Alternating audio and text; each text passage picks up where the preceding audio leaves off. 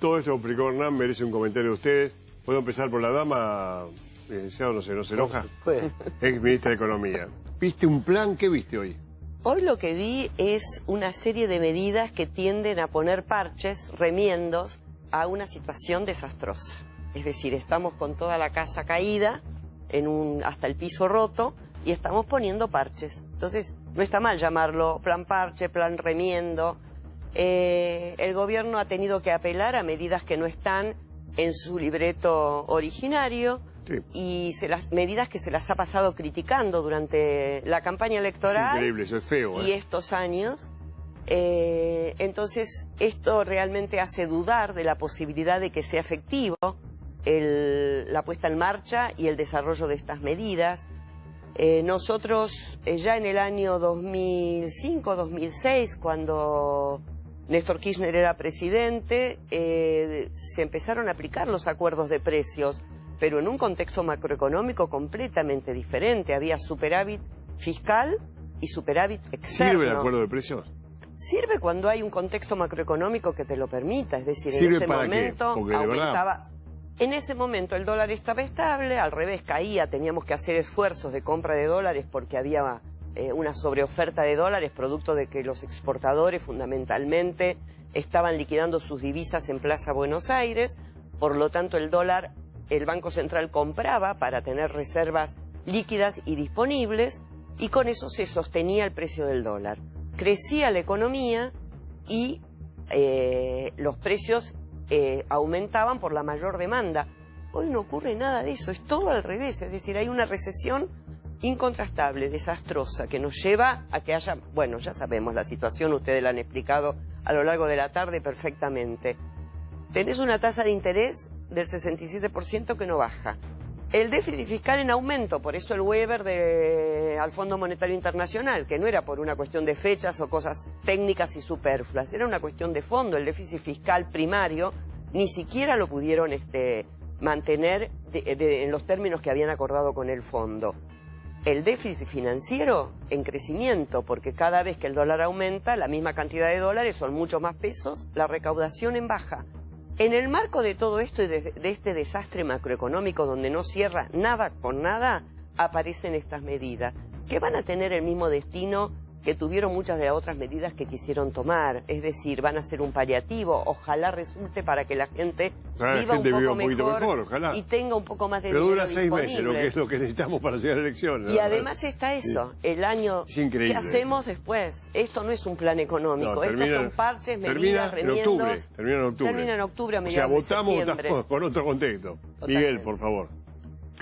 Mira, yo no soy un economista, pero... No, pero sos un ciudadano argentino. No, pero por eso digo, voy a referirme a un economista oficialista para describir un poco la situación. A mí no me gusta usar palabras groseras, pero fue el propio Melconian el que dijo, se pasaron 2 años y medio boludeando. Sí, claro. Y tirando la basura debajo de la alfombra. Un día fue tanta la cantidad de basura que explotó y fue la crisis, se manifestó como una crisis cambiaria. Carlos iba a ser el ministro de Economía de este gobierno. Sí, pero digo, se manifestó como una crisis cambiaria.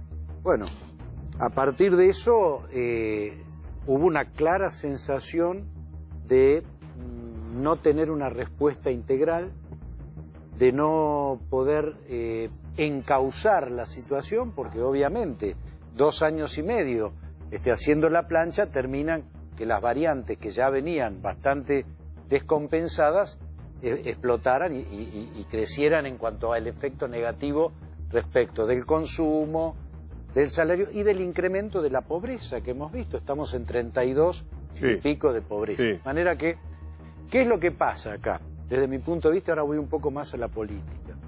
Estamos en un año electoral y nadie quiere, de los que participan en las elecciones, decir la verdad. Pero este país tiene un desafío muy grande que son las reformas estructurales que tienen que hacer. No se puede seguir teniendo una presión impositiva de la magnitud que se tiene hoy, que hace imposible competir, salvo en algunos rubros muy especiales, por ejemplo lo que es el sector agropecuario. El sector industrial, imposible con esa presión imposible. Es necesaria una reforma que disminuya el costo laboral, no el costo salarial, sino todos los impuestos que están colocados sobre el salario de bolsillo de la gente y que hace que esto también le reste competitividad a la economía. Y es necesaria una reforma previsional. ¿Por qué una reforma previsional? Primero porque lo que hoy ganan los jubilados es absurdo. Sin embargo, la sumatoria del gasto social está casi en el 70% del presupuesto.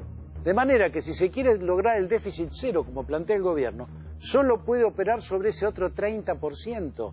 Es decir, si no hay crecimiento, si no se amplía la torta, se va a ajustar cada vez sobre una torta menor. Y esto es lo que le ha pasado al gobierno. Está muy bien. Todavía más intimidades, aún así le pregunto técnicamente a Felisa, ¿a dónde va este plan? ¿Qué es? ¿Es un parche para vos? Yo creo que es menos que un parche. Menos que un parche. Sí, creo ¿Le da aire a Macri en lo político o no? No, yo creo que no. Creo que se va a diluir con el correr de las horas. Me parece que ¿Porque no van a cumplir, decís? No van a cumplir, porque el gobierno no tiene vocación. Pero si no van a cumplir... Porque Macri... ya aumentaron los precios, Mauro, entre el 10 y el 15%. Pero si los precios siguen aumentando y Macri pierde más confianza, es el acabose del gobierno. Bueno, pero a ver, Mauro, abril va a venir con una inflación alta y mayo también. No, está hablando a partir de ahora. Pero está bien, pero la gente, digamos, cualquier persona de a pie, mañana se fija cuánto es la inflación y tal vez imagina que esto puede tener impacto sobre la inflación del propio buscando amigo. Llegar a octubre, como mejor lo acaban de decir, ¿no? Yo lo que creo es que no va a tener éxito, que está atado, primero que es muy limitado, recién te mencionaba, la cantidad de productos que se suman a los que ya existían. ¿Cuántos son? ¿Qué van a pasar? Son 60. Es una gondolita así, chiquitita. Una góndola chiquitita, pero además de nuevo, vos tenés que sumás 5 fideos a 10 que ya tenía. ¿Cuánto va a cambiar? ¿Y para qué lo hace? ¿Por qué lo hace? A mí me parece... te doy dos números de la inflación de abril. Según el reglamento de consumidores... ¿Ya sabés la inflación de abril? Sí, según el reglamento de consumidores libres, en 15 días los alimentos aumentaron 3,43%. Sí. Y la frase textual del ministro Nicolás Dujovne de hoy fue, lo leo bien, en abril esperamos que el número sea más alto que los meses anteriores. Sí, se equivocó. Y siguiente. Fue un furcio.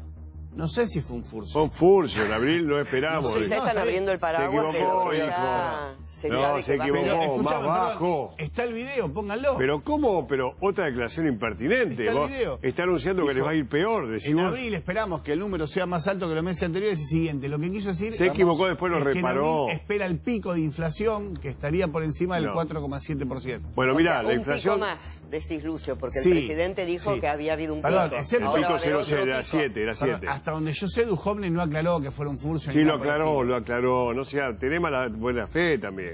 No, se confundió, dijo, no, perdón, quise decir, se entiende que hubo un error. El tema es si te agarran un psicoanalista, como vos sos, te analiza igual la cabeza. Fallido. El famoso fallido. Te dice, es la segunda vez. Todavía tiene que explicar por qué dijo, deberían haberlo echado, destituido. ¿Te acordás de esa famosa frase que dijo? Lo que hicimos. No sé cómo nos perdonaron esto y no nos echaron. Porque tiene una frase cultural es espantosa. O tiene problemas cuando duerme, ¿viste? Por ahí no duerme bien y le va mal con el valero y dice esas cosas, las elucubra de noche, pasa eso, ¿eh? Claro. Tipo que se levanta y dice cualquier cosa, dice, ¿cómo no nos rajaron? Nosotros somos malos. Y dice, ¿está loco este? No, ya está, lo retiro, qué sé yo. Bueno, sí, más allá de sus gente no sabe problemas hablar de psicología o de furcios. Mirá que yo sé mucho psicología berreta, sí, porque no. Escucho y repito. Tenés una maestra al lado. No, si me escucha diciendo eso me mata. Claro, tenés el profesor en casa. Varios, dos. ¿Qué digo yo? Que en el marco de lo que fueron estos anuncios del día de hoy, que el ministro diga eso y comete ese furcio, realmente uno le hace pensar que no están ni siquiera confiando en lo que está diciendo. Claro, es decir, si uno recuerda, Marcos Peña fue al Congreso hace unos pocos días y dijo, nosotros no creemos en el congelamiento de precios, y ahora de repente aparece está prohibida la palabra congelamiento. que van a congelarlos hasta que pasen las elecciones. Y acá para mí hay un problema del que nadie quiere hablar, que es ¿dónde están los dólares? Porque el año que viene hay que pagar más de 20.000 millones de dólares Pero de ¿qué deuda. importa el año que viene? Está hablando ahora. Sí, bueno, pero cuando uno mira el riesgo país, el análisis que hacen los inversores, eso también te habla de que no vamos a tener un junio, mayo no sé, pero un junio muy tranquilo, porque Mayo además francés. hay unos vencimientos interesantes que se dan de fondos que entraron en marzo, que vencen en junio, cuando empiecen a dolarizarse las carteras. ¿Qué va a pasar cuando el dólar suba?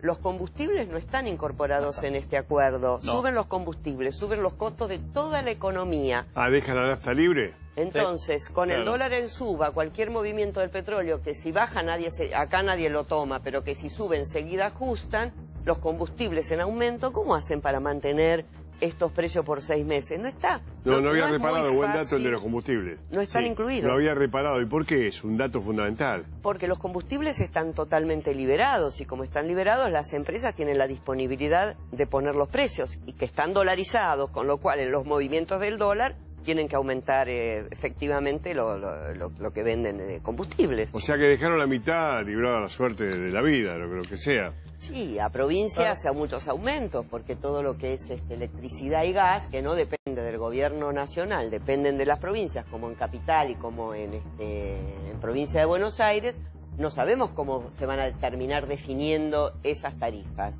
Esperemos que haya una tregua, una paz, que la gente pueda estar un poco más animada, que pueda salir y comprar algo, porque la verdad que lo que uno ve es una caída en las ventas, una recesión muy, muy fuerte.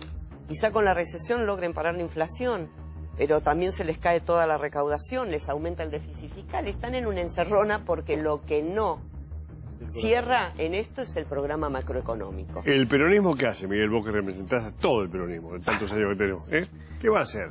No, el peronismo, ¿Qué dice sobre esto? Ahora tengo opinión de masa, pero vamos a ver. El peronismo tiene una enorme responsabilidad de cara al futuro.